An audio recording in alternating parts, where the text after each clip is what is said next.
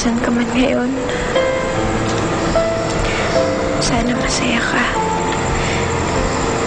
Kasama ng mga magulang mo. Maraming salamat nga pala sa pag-aalaga sa mag-ina ko. Alam kong malaking utang na loob ko sa'yo. Hindi man lang ako nakapagpasalamat ng maayos. Huwag kang mag-alala, RJ. Mamahalin ko si Rachel at si Matthew. Katulad ng pagmamahal mo sa kanya. Pero ngayon ako naman ang bahala sa kanila.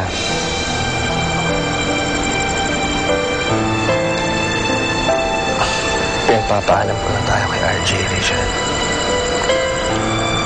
Kaya muna akong magluksa sa kanya. Hindi naman kita pinipilit eh. Pero kung ano mang lungkot na nararamdaman mo,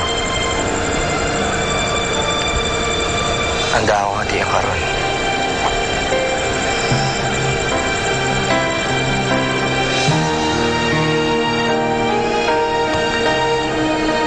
Alam kong alam mo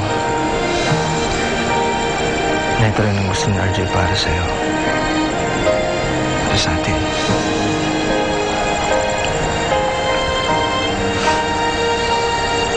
Ang daming nagawa ni RJ. Ang dami niyang binigay sa atin. Naririnig kaya niya ang pagpapasalamat natin sa kanya.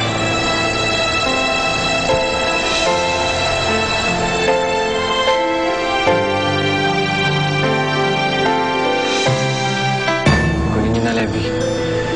Sigurado mapapakawalan si Aling Anita pag naibigay niyo ito sa pulis. Levi at Rachel ang pinuntahan ni Jonathan.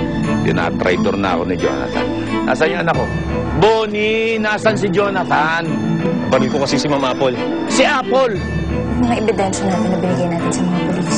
Paano kung hindi sila tumupad sa usapan natin? Dapat!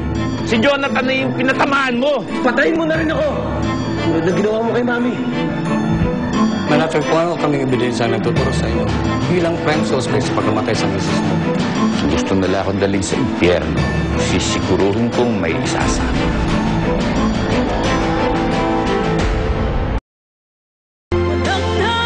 You've just witnessed the heartbreaks and challenges in